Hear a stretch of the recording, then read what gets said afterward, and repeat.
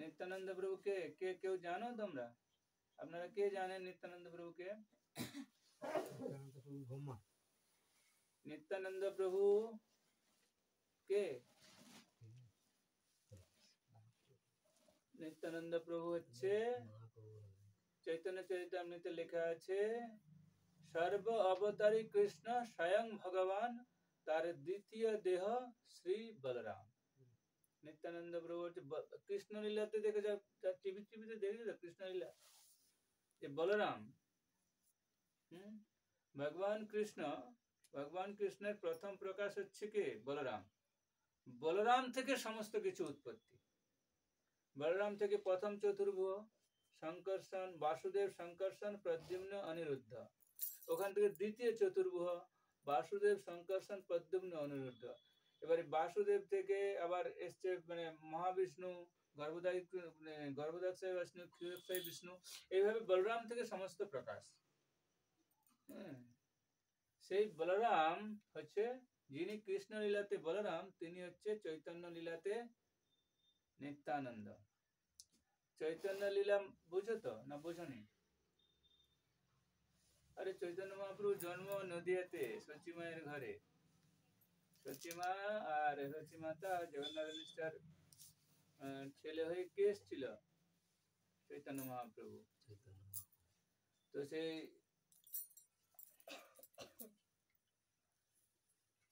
নন্দনন্দন যেই বলরাম হইল, নন্দনন্দন যেই শচীসুত হইল, সেই বলরাম হইল নিতাই।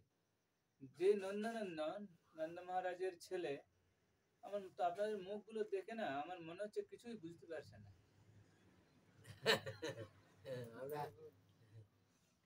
যে নন্দনন্দন নন্দ মহারাজের ছেলে, সেই হচ্ছে সচি মায়ের ছেলে। নন্দ মহারাজের ছেলে কে? কৃষ্ণ। সেই কৃষ্ণ নন্দ মহারাজের ছেলে শচীসুত হইল, সেই সুত মানে সন্তান। তো সেই সচি মায়ের ছেলে হয়েছে সেই কৃষ্ণ। যেই কৃষ্ণ সেই হচ্ছে চৈতন্য মহাপ্রভু। শচীসুত হইল সেই বলরাম হইল নিতাই। সে যে কৃষ্ণ লীলাতে যিনি বলরাম, তিনি চৈতন্য লীলাতে নিত্যানন্দ।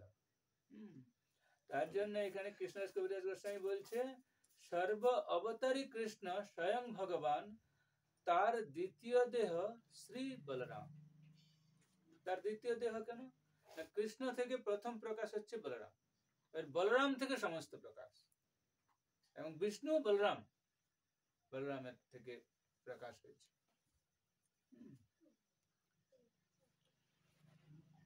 তো সেই নিত্যানন্দ প্রভু,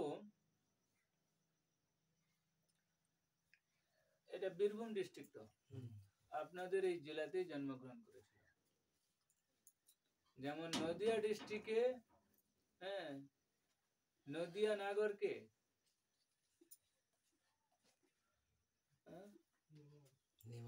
নিমাই চৈতন্য মহাপ্রভু। নদিয়ার চাঁদ বলে না, মায়াপুর চন্দ্র গৌর হরি। বীরভূমের চন্দ্রকে আপনারা কত ভাগ্যবান। একে তো নিত্যানন্দ প্রভু যেখানে জন্মেছেন স্বয়ং ভগবানের দিতে, সেখানে আছেন। তার উপরে জয়দেব গোস্বামী, যে জয়দেব গোস্বামীর বাড়ি যেটা, সেই বাড়িতে আছেন। তারপর হচ্ছে যে মাধব ওই বাড়িতে খেতে এসছে মাতা পদ্মাবতীর হাতে। তো এই বীরভূমের লোকগুলো কতটা ভাগ্যবান আর ততটাই অধম ভাগ্যহীন। হ্যাঁ, কিছু বুঝে না। তার জন্য আমি দেখি এখানকার মানুষরা এরকম অবস্থা। সবাই মনে হয় যেন পুরো সারা বিশ্ব সংসারের চিন্তা ভাবনা ওদের মধ্যে, আর কারোর মধ্যে। নরেন্দ্র মোদী সমস্ত দায়িত্ব ওদেরকে দিয়ে দিয়েছে যে তোমরা দেশ চালাও, আমি চালাবো না। তো এই বীরভূম ডিস্ট্রিক্টে নিত্যানন্দ প্রভু এক চক্রা গেছেন আপনারা? কে কে গেছে এক চক্রাতে? আমাদের এক চক্রা ট্যুর হবে। এক চক্রা বীরচন্দ্রপুর। এক চক্রাতে তিনি মাঘ মাসে শুক্লপক্ষে ত্রয়োদশ তিথিতে 12ই জানুয়ারি 1473 খ্রিস্টাব্দে দুপুর বেলাতে জন্মগ্রহণ করে। ওনার বাবার নাম ছিল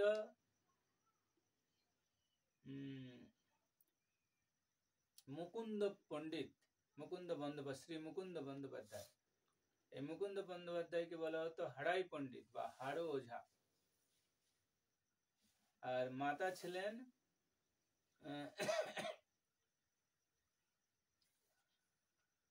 পদ্মাবতী।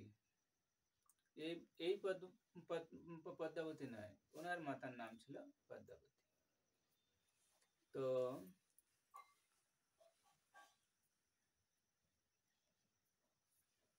সেই হাড়াই পণ্ডিত আর মাতা পদ্মাবতীর ঘরে নিত্যানন্দ প্রভু জ্যৈষ্ঠ, সবার বড় ছিল নিত্যানন্দ প্রভু। হাড়াই পণ্ডিতের 7 জন পুত্র ছিল, আর নিত্যানন্দ ছিল সর্বজ্যেষ্ঠ, সবার চেয়ে বড় ছিল। তো যখন নিত্যানন্দ প্রভু খুব খুব ক্রোধ, মানে নিত্যানন্দ প্রভু যখন বলরাম ছিল, বলরাম মানে কৃষ্ণলীলাতে বলরাম ছিলেন, তখন নিত্যানন্দ প্রভু লোমহর্ষণ মুনিকে একটা ঘাস বলে না, ঘাসের একটা শুকনো ঘাস তুলে এরকম ছুঁড়ে মেরেছিল, তাতে মরে গেছিল। সেই বলরাম যখন নিত্যানন্দ হয়ে এসছে, অক্রোধ পরমানন্দ, অক্রোধ মানে কোনো ক্রোধ, এত রাগী ব্যক্তি। আর এই কৃষ্ণ চৈতন্য লীলাতে তার কোনো রাগ নেই, অক্রোধ, রাগ নেই, পরমানন্দ, তিনি সবসময় পরম আনন্দে থাকেন। তো সেই নিত্যানন্দ প্রভু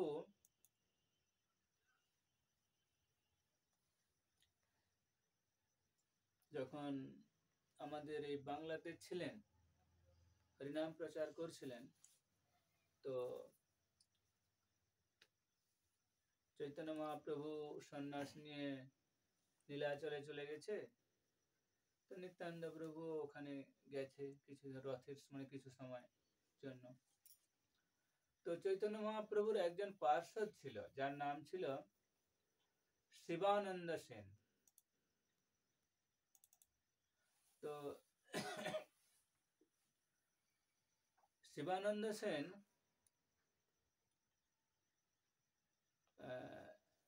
আমরা অনেক সময় দেখি যে আপনি হয়তো মায়াপুর যাবেন, আপনার কাছে টাকা নেই, তো কেউ বললো যে ঠিক আছে, তোমার টাকা নেই, আমি স্পন্সর করে দিচ্ছি, তোমার টাকাটা আমি স্পন্সর করে দিচ্ছি, মায়াপুরে চলো।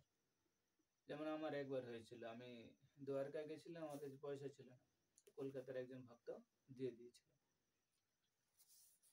তো এর অনেক গুরুত্ব, আমি সেটা জানতাম না তখন, জানলে নিতাম না, এখন আমি জানতে পেরেছি। যারা অন্য ব্যক্তিকে, দুস্থ ব্যক্তিকে ধাম যাত্রা করায়, তাদের 5 প্রকার জিনিস বৃদ্ধি হয়, তাদের 5টা আইটেম বৃদ্ধি পায়। 5 প্রকার জিনিস কি? বল, বুদ্ধি, যশ, ধন, আর কি একটা আছে, এখানে লেখা আছে, এখানে জানা নেই আমার।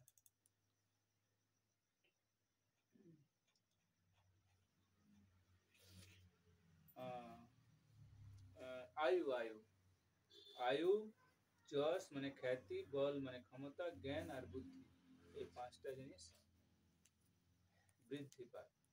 যারা দুস্থ,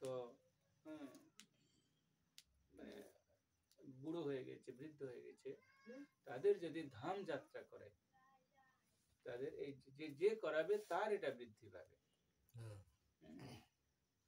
তো যেমন আমরা যে শ্রবণ কুমার শুধু তার পিতা মাতাকে, আমরা পুরাণে দেখতে পাবো শ্রবণ কুমার তার বৃদ্ধ পিতা মাতাকে ধাম যাত্রা করেছিল, পুরো এখন পুরাণে তার নাম উঠে গেছে। তো ঠিক একই রকম আমরা যদি কাউকে ধাম যাত্রা করাই, তো সেটা আমাদের ভালো, যদি আমাদের সামর্থ্য থাকে, আর যদি না থাকে সেটা আলাদা কথা। তো শিবানন্দ সেন মহাপ্রভুর খুব মানে নিকটস্থ, খুব অন্তত শুদ্ধ ভক্ত ছিল।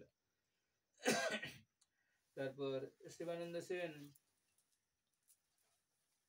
একবার যখন মহাপ্রভু সন্ন্যাস নিয়ে চলে গেছেন, তো সবাই নদিয়ার সবাই মহাপ্রভুকে দেখতে যাবে, মহাপ্রভু দর্শন করতে যাবে।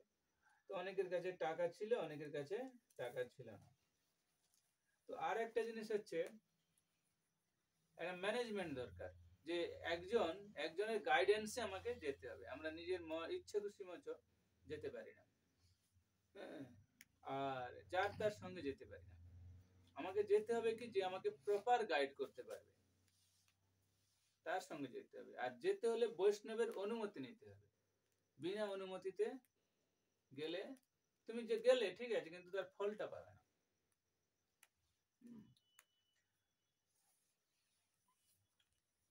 তো শিবানন্দ সেন কে সবাই মানে সবাই শিবানন্দ সেন বলছে যে ঠিক আছে, আমি গাইড করব, আমি সবাইকে নিয়ে যাব। যাদের কাছে পয়সা নেই তাদেরকেও আমি নিয়ে যাব, আমি নিজে পয়সা দিয়ে দেবো। টাকা পয়সা যা লাগবে, তোমাদের থাকা খাওয়া যাতায়াত যা কিছু লাগবে, যাদের নেই তাদেরকে আমি দিয়ে দেবো।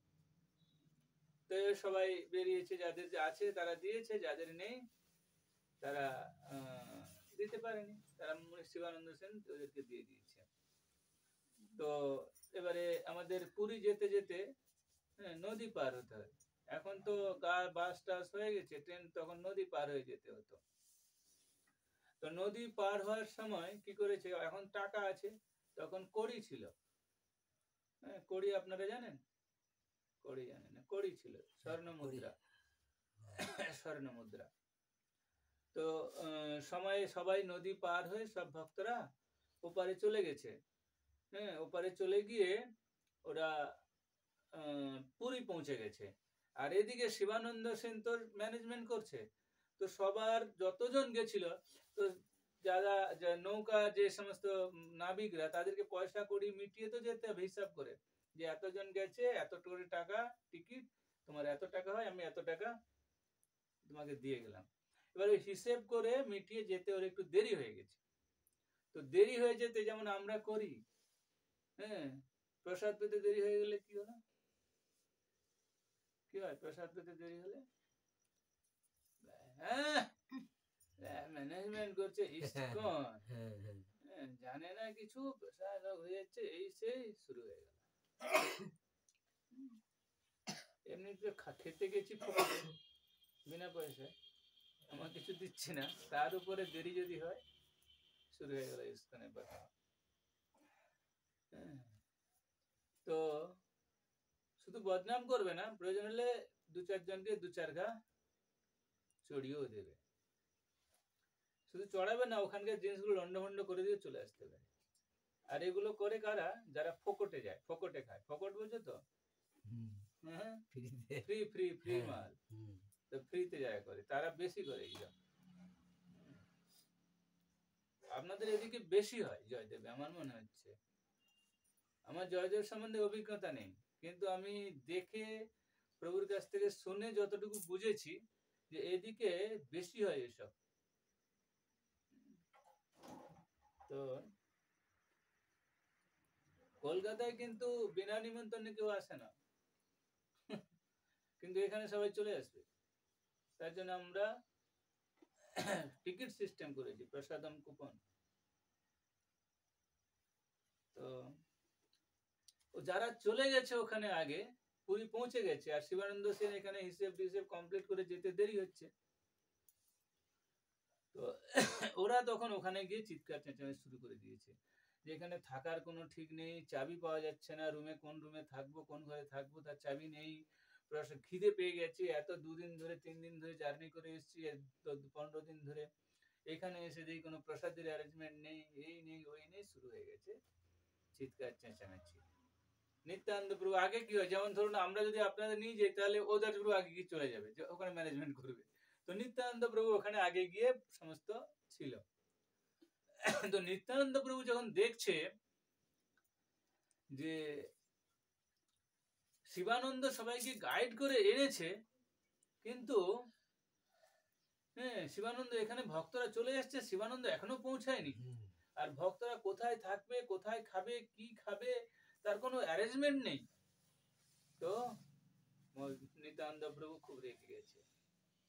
যে নিত্যানন্দ প্রভুকে জগাই মাধাই কলসি মেরেছিল, হ্যাঁ, মহাপ্রভুর সুদর্শন চক্র ডেকেছিল এদেরকে মেরে দেবে জগাই মাধাইকে, সেই নিত্যানন্দ প্রভুর জন্য নিত্যানন্দ প্রভু মহাপ্রভুকে বল, আপনি হচ্ছেন এই কলিযুগে পতিত পাবন, পতিত পাবন অবতার, পতিতদের আপনি উদ্ধার করতে এসেছেন, আপনি যদি সুদর্শন ধরেন তাহলে পতিতদের কিভাবে উদ্ধার করবেন? তো সেই নিত্যানন্দ, যে নিত্যানন্দ বলরাম রূপ যখন ছিল, একটা ঘাসের শুকনো ঘাস তুলে একজন ছুঁড়ে মেরেছিল মুনিকে, মুনি মরে গেছিল। সেই নিত্যানন্দ এখানে মহাপ্রভুকে, ভগবানকে আটকাচ্ছে যে আপনি অস্ত্র ধরবেন না, এটা করতে পারেন না। তো সেই নিত্যানন্দ যখন পুরীতে অবস্থান করছে, যখন দেখছে বৈষ্ণবদের এই অসুবিধা হচ্ছে, যে কোথায় থাকবে, কোথায় খাবে, এরা কোনো ঠিক নেই, চিৎকার চেঁচামেচি হয়ে গেছে, অথচ যে ব্যক্তি ম্যানেজমেন্ট করে এনেছে সেই ব্যক্তি এখনো পৌঁছায়নি, তো এমনি স্বাভাবিক রেগে যাবে সবাই। নিত্যানন্দ প্রভু রেগে গিয়ে বলছে যে শিবানন্দের, হ্যাঁ, 3 জন বাচ্চা মরে যাক, মৃত্যু হোক 3 জন ছেলে। তো শিবানন্দের স্ত্রী, ওই গেছিল, পুরী যাত্রা করছিল, পুরী ভ্রমণে গেছিল। তো শিবানন্দর একটা ছোট, বড় ছেলে ছিল, একটা ছোট ছিল, আর একটা ছেলে, 3 জন ছেলে, মানে একটা এখনো হয়নি, প্রেগনেন্ট, গর্ভে আছে। আর নিত্যানন্দ প্রভু কি বলে দিল, আপনাদের যদি বলে দেয় কি হবে, ব্যাস আটা মাঝি সাটাকলি, পুরো একদম এইসব এরা বৈষ্ণব, এরা নাকি ভগবানের নাম জপ করছে, ধুতি কুর্তা তিলক পরে নিয়েছে, মার এদেরকে, ব্যাস এরা নাকি বৈষ্ণব, এরা ইস্কন, শেষ। একজন স্ত্রীর কাছে তার সন্তানকে যদি বলা হয় যে মরে যাক, তোমার ছেলে, স্ত্রীর কাছে তার মা কি করবে? হয় নিজে মরবে, না হলে যে বলেছে তাকে মারবে। তো শিবানন্দের স্ত্রী যখন এটা শুনলো, তো কাঁদতে কাঁদতে তার ঘরে চলে এলো, তার রুম যেখানে থাকবে। কিছুক্ষণ পরে শিবানন্দ সেন এসছে। শিবানন্দ সেন এসে যখন দেখে এরকম চিৎকার চেঁচামেচি হচ্ছে, তো আমরা কি করি, মন্দিরে যখন যাই প্রথমে প্রণাম করি। তো শিবানন্দ সেন নিত্যানন্দ প্রভুকে দেখে প্রণাম করেছে, আর যেই শিবানন্দ প্রণাম করেছে, নিত্যানন্দ প্রভু দাঁড়িয়ে এক লাথি মেরেছে শিবানন্দকে, জোরে, খুব জোরে, বলরামের লাথি, এক জোরে লাথি মেরেছে। এবার আপনাদেরকে যদি এরকম কেউ মারে, আপনারা কোনো ভুল করেননি, আপনি জানেন আপনি ভুল করেননি, কিন্তু আমি সেখানে উপস্থিত ছিলাম না, আমি বললাম কি আপনি ভুল করেছেন, আর আমি যেহেতু আপনার সিনিয়র, হ্যাঁ, তো আপনি পরে এসছেন, তখন দিলাম এক টেনে সবার, আবার কি আলাদা একা বললাম, একা মারলাম, ঠিক আছে, মেনে নিলেন, কিন্তু যদি সবার সামনে দেওয়া হয়, ব্যাস, ইস্কনের এত ফালতু এরা, এদের ইস্কনেই আর যাবো না, ভগবান কিচ্ছু হয় না, ভগবান টগবান মানবো না, এসব ফালতু, এরা কিছু জানে, এরা ভগবানের ভক্তি করছে, শেষ। তো নিত্যানন্দ প্রভু যখন শিবানন্দকে লাথি মারছে, তো শিবানন্দের কি প্রতিক্রিয়া হওয়া উচিত? ছোট মন্দিরে গেলে 72 কেজি দাঁড়িয়ে আছে সামনে, কত 72 তো না বেশি, বলো, লজ্জা পাওয়ার দরকার নেই, কত 80 দাঁড়িয়ে আছে, একদম জয় বিজয় বডিগার্ডের মতো দিল, আর ইস্কনে গেল না, ইস্কনে সব সিংহাসন এইটি সব বন্ধ। তো শিবানন্দের কি প্রতিক্রিয়া উচিত, আপনাদের কি প্রতিক্রিয়া হচ্ছে? শিবানন্দের প্রতিক্রিয়া আমি বলবো না, আপনাদের কি প্রতিক্রিয়া হবে বল? আমাদের মধ্যে কেউ থাকলে পরে সঙ্গে সঙ্গে জায়গা পরিত্যাগ করে পরে চলে যাওয়া হয়। শুধু পরিত্যাগ নয়, ওকে পরিত্যাগ করার আগে ওকে শিক্ষা দিয়ে আসবে, কিন্তু শিবানন্দ কি করছে শোনো।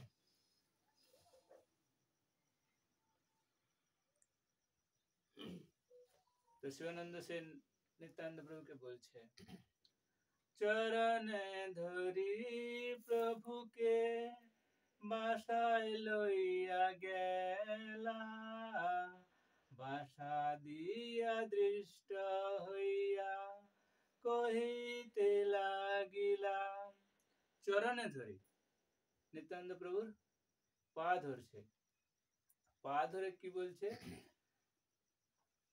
ওনাকে বসিয়েছে বাসায়, যেখানে উনি বসিয়েছে, বসিয়ে ধরে কি বলছে, কহিতে লাগিলা, তিনি বলছে, পা ধরে, নিত্যানন্দ প্রভুর পা ধরে আপনাকে ধরতে পারবেন?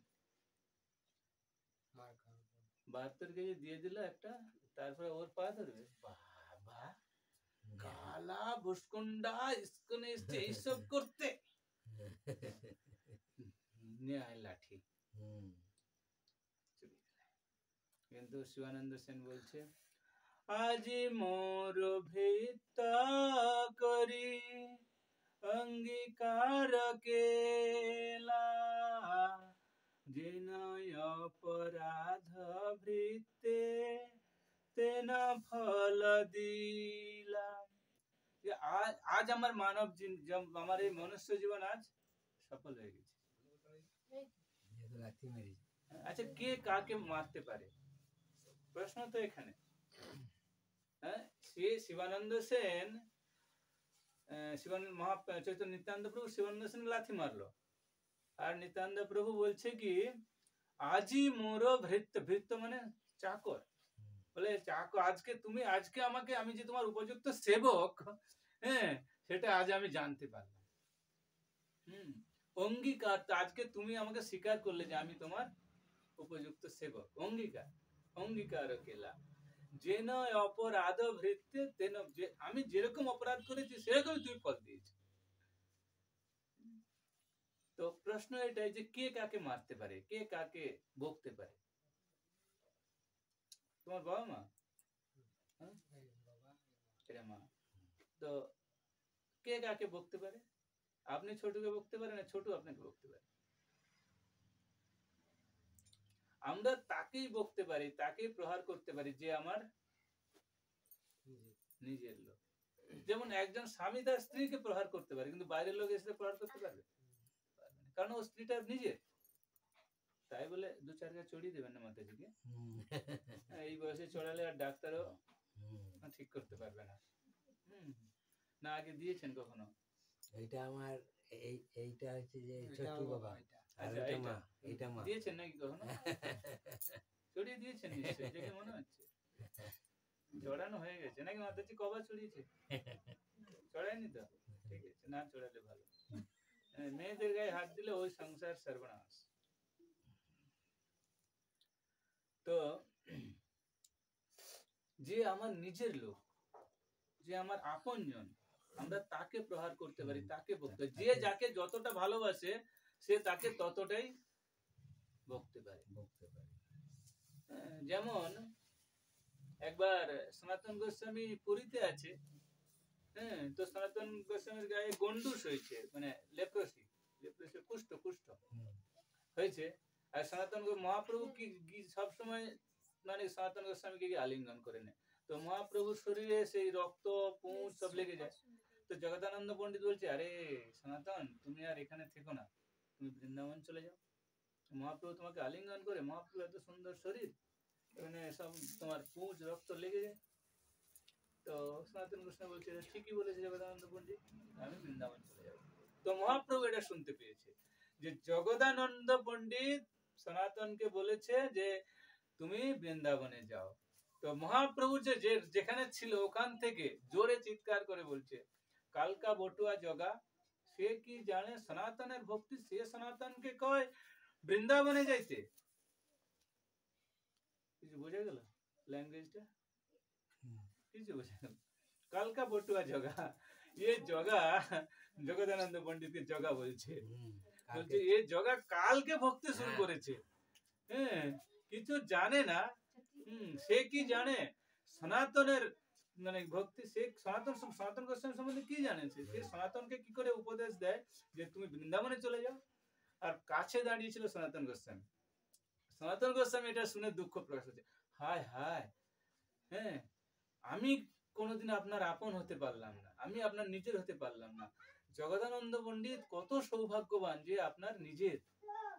মহাপ্রভু বলছে আমি ওকে বকছি আর তুমি বলছো আমার নিজের। তখন সনাতন গোস্বামী বলছে, বলে আমরা কাকে বকতে পারি, কাকে আমরা আঘাত করতে পারি? যে আমার নিজের লোক, যাকে আমি খুব ভালোবাসি। ঠিক একই রকম এখানে আজই মোরে ভৃত্য করি অঙ্গীকার কেলা, বলে আজকেই আপনি স্বীকার করলেন যে আমি আপনার উপযুক্ত সেবক। যেন অপরাধে ভৃত্যে তেন ফল দিলেন, আমার যেরকম অপরাধ করেছে আপনি সেরকম ফল দিলেন। আর কি বলছে, ব্রহ্মার দুর্লভ তোমার শ্রীচরণ রেণু, হেন স্পর্শ চরণ মোর অধম তনু। ব্রহ্মার দুর্লভ, যে ব্রহ্মা সেও নিত্যানন্দ প্রভুর চরণ পায় না। যে ব্রহ্মা আছে ভগবানের শুদ্ধ ভক্তি করছে, যে ভগবান তাকে সবকিছু উপদেশ দেয়, যে আমাদের এই সৃষ্টি ইনচার্জ, সেও পর্যন্ত নিত্যানন্দ প্রভুর চরণ ছোঁয়া তো দূরের কথা, দর্শনই পায় না। কিন্তু স্পর্শ তো দূরের কথা, কখনো মানে দর্শনও পায় না, স্পর্শ কি করবে। কিন্তু আমার এই অধম তনু, তনু মানে শরীর, আমার এই অধম শরীর আজকে এই স্পর্শ পেয়েছে। আজি মোর সফল হইল মনুষ্য জনম, আজি পাইলু কৃষ্ণ ভক্তি ধর্ম অর্থ মোক্ষ। যে আজকে আমার মনুষ্য জন্ম সার্থক হয়ে গেছে। আজ আমি মানে কৃষ্ণ ভক্তি আমার যা পাওয়ার আমি পেয়ে গেছি, ধর্ম অর্থ মোক্ষ যা কিছু আছে কৃষ্ণ ভক্তির অনুকূল আমি সবকিছু পেয়ে গেছি। তো এটা শুনে নিত্যানন্দ প্রভুর কি প্রতিক্রিয়া হতে পারে? নিত্যানন্দ প্রভু বলছে, শুনে নিত্যানন্দ প্রভু আনন্দিত মন, উঠি শিবানন্দে কইলা প্রেময়া লিঙ্গন। নিত্যানন্দ প্রভু খুব আনন্দ হয়েছে। আনন্দ পেয়ে তো আমাদের কখনো কখনো না প্রতিকূল, ভগবানের প্রতিকূল কৃপা, আমার জীবনে দুঃখ চলে আসে, হ্যাঁ, তো আমরা ভাবি যে এই দুঃখটা আমার জীবনে, আমি ভগবানের ভক্তি করছি, আমার জীবনে কেন দুঃখটা বাঁচবো। এখন অনেক টাইম আছে, আমি 8:30 পর্যন্ত করতে পারবো। তো শেষ হয়ে যাবে নিত্যানন্দ। তো আমাদের জীবনে অনেক দুঃখ চলে আসে, তোমরা ভাবি আমি ভগবানের ভক্তি করছি, তো আমার দুঃখ আসছে কেন? আমি এত সুন্দর ভক্তি করছি, আমি এখানে প্রভু বলে গেলেন যে আমাকে খুব নমনীয় হতে হবে, সবাইকে শ্রদ্ধা করতে হবে, 16 মালা জপ করতে হবে, তেনাদপি শুনিছে না। কিন্তু আমি দেখছি মন্দিরে গিয়ে আমার যে যারা সিনিয়র, হ্যাঁ, তারা কোনো কিছু আচরণই ঠিক নেই, মনে হতে পারে, স্বাভাবিক মনে হয় তো, কিন্তু এগুলো ভক্তির অনুকূল নয়। তো আমার ভেতরে ডাইজেস্ট মানে হজম করার, ভগবান শিব বিষ খেয়েছিল না, তো বিষটা কেউ ভিতরে নিয়েছিল নাকি, না বের করে দিয়েছিল, ওখানেই পচিয়ে দিয়েছিল। তো আমাদের যা কিছু আমরা দেখছি, আমরা ভিতরেও ঢোকাবো না, বাইরে প্রকাশও করবো না, ভিতরে ওখানে ডাইজেস্ট করে দেবো, হজম করে দেবো, পচিয়ে দেবো। বুঝে গেছে? আর যদি আমি ভিতরে ঢুকিয়ে নিই কি হবে? বিষের জ্বালায় মরতে হবে। আর যদি বাইরে বের করে দিই, ওটা ছড়িয়ে যাবে, ওখানেও মরতে হবে। এ তাকে বলবে, সে তাকে বলবে, সে তাকে বলবে, ঘুরে ঘুরে তোমার কাছে আসবে, বড় বিরাট বড় মন্ত্রিসভা বসবে। তাই বিষ কি ভগবান কৃষ্ণ খেয়েছিল? কে খেয়েছিল? তার ভক্ত খেয়েছিল। তো ভক্তদেরকেই এই সমস্ত জ্বালা যন্ত্রণা সুবিধা অসুবিধা সব ভক্তদেরকে ভোগ করতে হবে। ভগবান তো অমৃত, কেউ তো মাখন খাবে, ননি খাবে, লীলা করবে। ভক্তকে সমস্ত কিছু ঝামেলা সহ্য করতে হবে, কষ্ট সহ্য করতে হবে। ও কি করছে ওটা আমার দেখার দরকার নেই, আমি কি করছি। আমরা ও কি এই করছে, ও ওই করছে, ওই করছে, কিন্তু আমরা নিজের দোষটা কখনো দেখি না।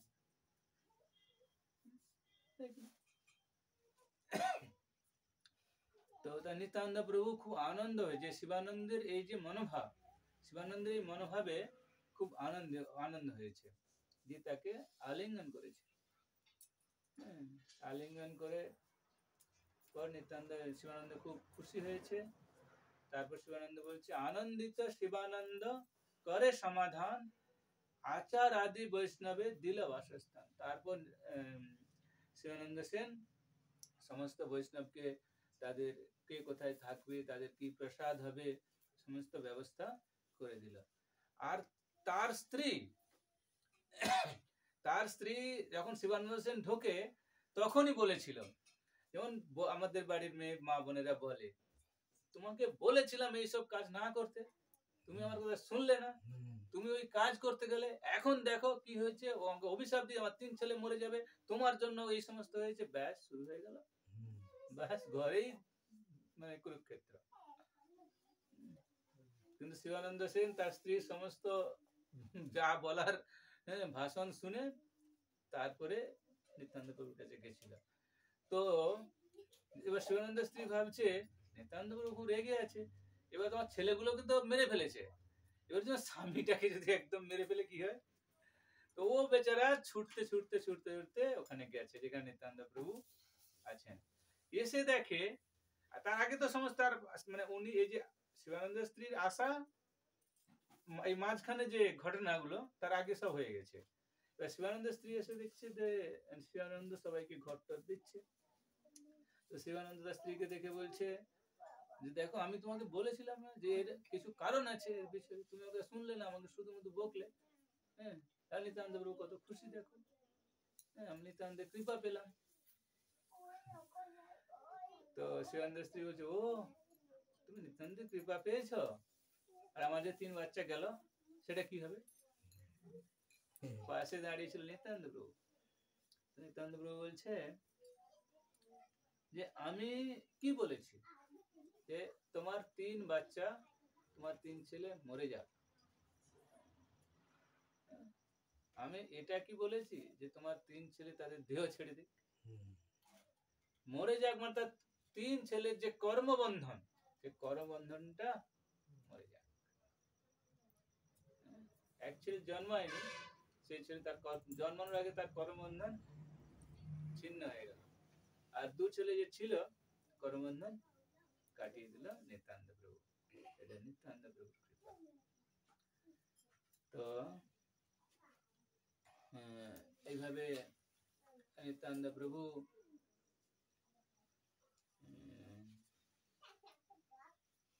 আর শিবানন্দ সেন যখন বার্তালাপ হয়ে গেল, তো এটা মহাপ্রভু শুনেছে, চৈতন্য মহাপ্রভু, যে এটা হয়েছে। তো চৈতন্য মহাপ্রভু শিবানন্দকে ডেকেছে, শিবানন্দকে ডেকে মানে এক সেবক ছিল চৈতন্য মহাপ্রভু, যার নাম ছিল গোবিন্দ। গোবিন্দকে বলছে, তুমি শিবানন্দকে ডেকে নিয়ে আসো। তো শিবানন্দ সেন এসছে। শিবানন্দ সেন এসে বলছে যে তোমার চৈতন্য মহাপ্রভু সাধারণত কোনো মেয়েদের সঙ্গে, মানে মাতাজিদের সঙ্গে ইয়ে করতো না, কথা বলতো না, মেলামেশা মানে ইয়ে করতো না, দূরে থাকতো, মাতাজিরা যেত না, উনি সন্ন্যাস ছিলেন। তো আপনাদের মনে হতে হয় সন্ন্যাস নেওয়ার পর যদি মাতাজিদের সঙ্গে দূরে থাকতে হয়, তাহলে ইস্কন ভক্তরা তো ঘুরে বেড়ায় কেন, চারদিকে প্রচার করে বেড়ায়, ওখানে তো মাতাজি থাকে। প্রভুপাদ বলেছেন যে ভগবানের প্রচারের জন্য বিষ যদি হজম করতে হয়, সেটা হজম করতে হয়। যেমন মহাদেব ভজন করেছিল সৃষ্টিকে, ভগবানের সৃষ্টিকা ভগবানের সৃষ্টিকে রক্ষা করেছে। এই ভগবানের গুণ মহিমা ভগবানের প্রচার করার জন্য, চৈতন্য মহাপ্রভুর বাণী প্রচার করার জন্য যদি ভক্তকে বিষ খেতে হয় তাও খেতে হবে।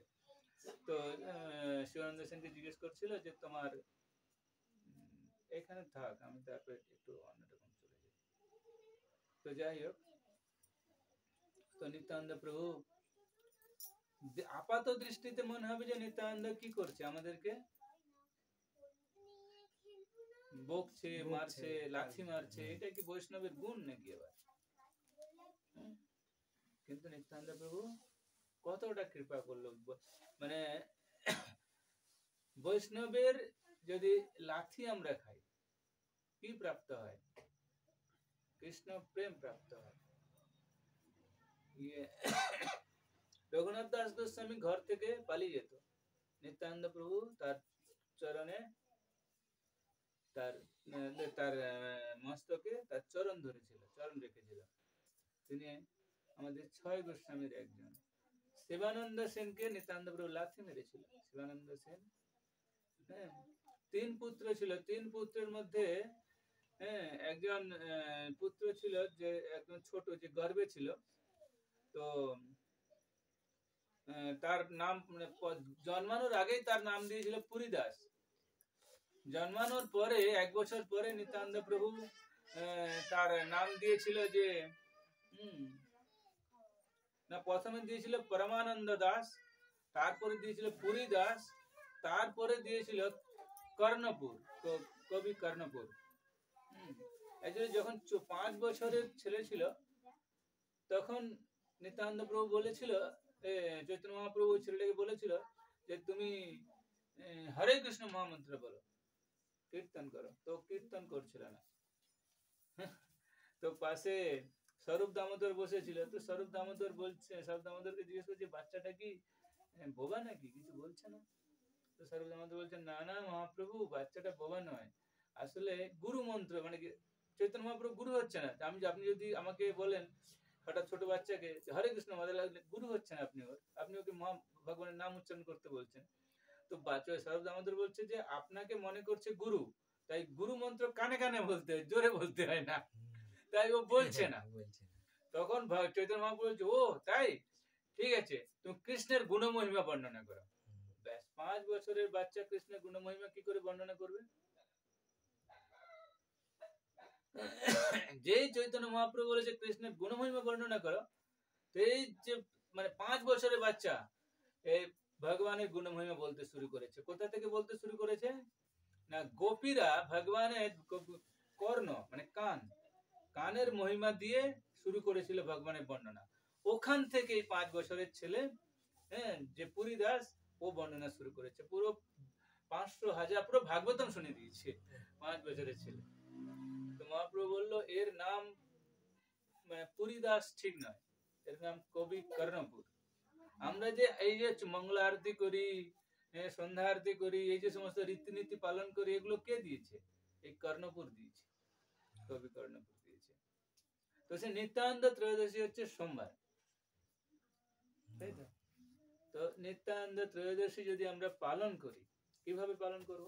নিত্যানন্দ খুব কৃপালু, চৈতন্য মহাপ্রভুর মতো, চৈতন্য মহাপ্রভু বলছি, কৃষ্ণের মতো এত নয়, ত্রিভঙ্গ মুরারি নয়, 3টে ত্রিভঙ্গ না, এই যে ছবি দেখেছো ত্রিভঙ্গ, যদি কারোর ভেতরে ঢুকে, যদি কারোর ভেতরে সোজা বাঁশ ঢুকিয়ে দাও বের করে নেবে, যদি বাঁশটা বাঁকা থাকে তো ত্রিভঙ্গ হচ্ছে সে, ও বাঁকা আছে, বাঁকে বিহারি বলে না, ও বাঁকা, ও কারোর ভিতরে ঢুকলে সহজে বেরোয় না।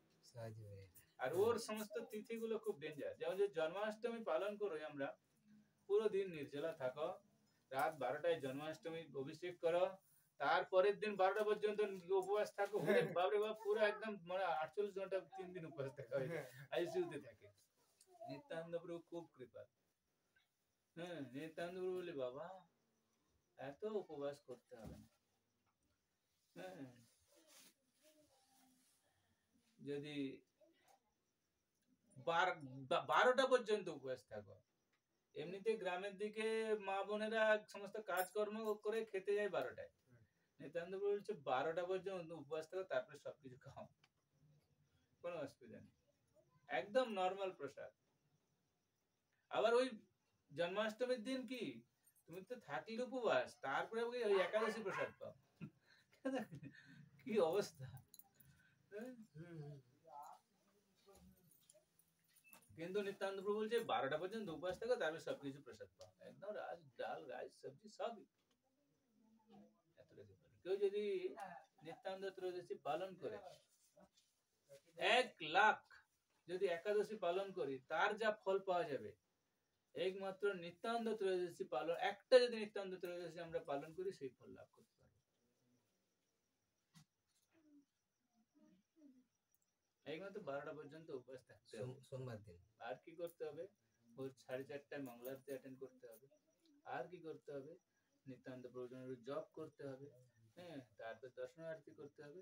ওনাকে ভালো ভালো যা কিছু রান্না আছে করে, হ্যাঁ, ভোগ অফারিং করতে হবে।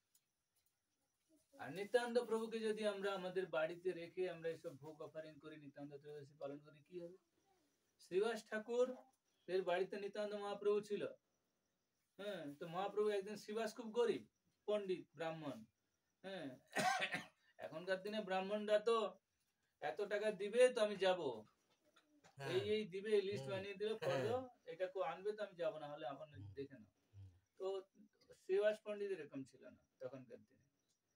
তো শ্রীবাস পণ্ডিত খুব গরিব ছিল। নিত্যানন্দ প্রভুর বাড়িতে মহাপ্রভু বলল, শ্রীবাস, নিত্যানন্দকে তুমি রাখো তোমার বাড়িতে, আমরা কি করবো, আমি নিজে খেতে পাই না, আরো একজনকে রাখে খাওয়া, বলে এসব হবে না। তো কিছুদিন পরে মহাপ্রভু জিজ্ঞেস করছে, আচ্ছা শ্রীবাস, তোমার তো ঘর সংসার ঠিকভাবে তুমি চলে না, তুমিও তো ঠিকভাবে খেতে পাও না তোমরা, তার সঙ্গে নিত্যানন্দ তো কিছু কাজ বাজও করে না, ও তো ঘুরে বেড়ায় পাগলের মতো, অবধূত, মানে পরমানন্দ, ঘুরে বেড়ায়, তো তোমার ঘর গৃহস্থী কিভাবে চলছে? তোমরা নিত্যানন্দকে বের করে দিচ্ছ না কেন? তো শ্রীবাস বলছে, 1 তালি 2 তালি 3 তালি দিয়ে গঙ্গায় ডুব দিয়ে দেবো, সুইসাইড, আত্মহত্যা করে নেব। বলে যদি নিত্যানন্দ প্রভুকে আমি বাড়ি থেকে বের করে দিই, হ্যাঁ, তাহলে আমি 1 তালি 2 তালি 3 তালি মেরে গঙ্গায় ডুব দিয়ে সুইসাইড করে নেব। তো মহাপ্রভু বলছে যে এই সংসারের লক্ষ্মীর অধিষ্ঠাত্রী দেবীকে, ধনের অধিষ্ঠাত্রী দেবী, টাকা পয়সার অধিষ্ঠাত্রী দেবী, ঐশ্বর্যের অধিষ্ঠাত্রী দেবী লক্ষ্মী দেবী। বলে লক্ষ্মী দেবীকে যদি সব পুরো মানে ইউনিভার্সে, পুরো ব্রহ্মাণ্ড যদি ভ্রমণ করতে হয়, ভিক্ষা করতে হয়, তো লক্ষ্মী দেবী ভিক্ষা করবে, তোমার বাড়িতে কোনোদিন অভাব প্রবেশ করবে না। তাই আমরা যদি নিত্যানন্দ প্রভুকে রাখি আমাদের জীবনে, আমাদের বাড়িতে নিত্যানন্দ জন্মদিন পালন করি, তাহলে আমার বাড়িতে কোনোদিন অভাব প্রবেশ করবে না। নিত্যানন্দ পালন হবে না? আপনি তো বললেন, আমি শুনলাম। একাদশীতে ওই 12টা অবধি থাকি, সোমবারে যাবার কথা আছে তো। সোমবারে প্রভু ওই আর বলেন না, ওই আমার এই ছোট বড় একটা প্রভু একটা বাচ্চা নিতে বলছে, বুঝলেন তো, একটু বাচ্চা, ওই ছেলেটার রোগ নাকি, রোগ ছাড়ছে না, এই হচ্ছে না, ওই হচ্ছে না, নিয়ে বলছে কিনে নাও নিয়ে, বাচ্চা কিনে নেবে। হ্যাঁ, ও কিনে নেওয়া সেরকম কিনে নেওয়া নয়, আগে যেরকম ফুট চাল দিয়ে পরে কিনে নিতে হবে, হ্যাঁ সেরকম সোমবার দিন যেতে বলছে।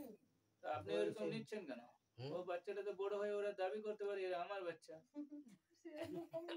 আসবে না তো, ওরকম নয় তো, ওনার বাড়িতেই থাকবে, ওনার ছেলে ওনার বাড়িতেই থাকবে, কিন্তু ব্যাপার ওর যে শারীরিক সমস্যা হচ্ছে, যে সব রোগগুলো রয়েছে, আমাদের একটা সাহায্য করতে হবে। না আমাদের শাস্ত্রে কোনো রকম কোথাও আছে হয়তো, জানা নেই, যে বাচ্চাটাকে ছেলে দিয়ে পরে, মানে চাল দিয়ে, 2টি চাল দিয়ে, কিছু টাকা দিয়ে পরে কিনে নেওয়া, তারপর ওই রোগটা ঠিক হয়ে যায় নাকি শুনেছি। এগুলো কি সব পৃথিবীতে ধর্ম নামে যা কিছু চলে ভাগবত কহে তা পরিপূর্ণ চলে। এসব বুজরুকি, হ্যাঁ হরে কৃষ্ণ। হ্যাঁ, এগুলো ভাগবতে লেখা আছে যে আমাদের সমাজটা বুজরুকি দিয়ে চলবে। হুম। আমরা কি করব না করব ভাগবতে আমাদের ধর্মশাস্ত্রে উল্লেখ করা আছে। এইসব চাল দিয়ে যদি কারো রোগ ভালো হয়ে যেত তাহলে আমরা একে পাঠিয়ে দেবো কাকে জানো, আমরা যেন পুরো একদম আমাদের যা কিছু রোগ ব্যাধি আছে সব যেন না হয় কারো। প্রভু এই বলছি মেলাতে আমি যে 3 বাপরে ভোগ লাগাইছি মানে ঠাকুরের, বুঝলেন, মেলাতে আমি ঠাকুর কিনে এনেছি, কি ঠাকুর কিনেছেন? গোপাল কিনে এনেছি। গোপালকে কেন রেখেছেন, কার অনুমতি নিয়েছেন? সেইটা বলছি দেয়া যাবে না দেয়া যাবে না সেটা বলছি। এখন ভগবানের ফটো রাখুন, বিগ্রহ রাখার, বিগ্রহ সেবাতে অনেক অপরাধ আছে। বিগ্রহ কখনো নাম নামি ভেদ নাই শাস্ত্রে প্রমাণ, তবু নাম নামি হইতে অধিক করুন। নামি মানে ভগবানের বিগ্রহ, আর নাম মানে ভগবানের নাম। তো আমরা বিগ্রহ সেবা করতে গেলে অনেক ভুল হয়ে যায়, তাই না? তো তাতে রেগে যায়। আর গোপাল তো খুব ছোট বাচ্চা, তো ওর সেবা অনেক টাফ করা। আর কি করবো এবার করবেন। কে নিতে বলেছিল, কে গোপাল? আমি মেলাতে ইয়ে করছি, আমরা এখনো পর্যন্ত ওই গোপালটা এই মাঘী পূর্ণিমাতে সব আসবে মনে হয়, কাউন্টারটা আসবে, আসবে না, স্টলটা আসবে না, হ্যাঁ আসবে না, না আসে তো দুর্গাপুরে যেই দিয়ে হ্যাঁ হ্যাঁ। তো এইসব নেওয়ার আগে জিজ্ঞেস করে নেওয়া ভালো। আমাকে না পেলেও এই তো আছে, ছোট ছোট বড় মাটি এখন তো আর মাটি নাই, না, এখন আর মাটি নাই, আর 3 বাপরে জামা 3 বাপরে ভোগ লাগাইছে। আস্তে আস্তে আস্তে না, আমি জিজ্ঞেস করছি, এটা আমাকে জানতে হবে, তো আমাকে তো জানতে হবে, আমি তার বিগ্রহ এখন ভগবানের ফটো রাখুন, সব ফটোতে সেবা করুন। ফটোতে অ্যাকচুয়ালি কি আবার সেই ফটো মানে সেই ফটো রেখে সেবা করা উচিত যে ফটোর সেবা হচ্ছে। যে ধরুন মায়াপুরে রাধা মাধবের এখন সেবা চলছে, তো রাধা মাধবের ফটো রাখুন। আপনার এখানে যদি কোনো অসুবিধা হয় তো রাধা মাধবের কোনো অসুবিধা হবে না। আপনি আবার এমন ফটো রাখবেন না যার সেবা হচ্ছে কি হচ্ছে না আপনি জানেন, সেরকম ফটো রাখার দরকার নেই। ধরুন মদন মোহনের সেবা হচ্ছে এতে দুর্গাপুরে, তো আপনি মদন মোহনের ফটো রাখুন। কারণ যদি আপনার এখানে কোনো সময় হয়তো ভগবানকে ভোগ নিবেদন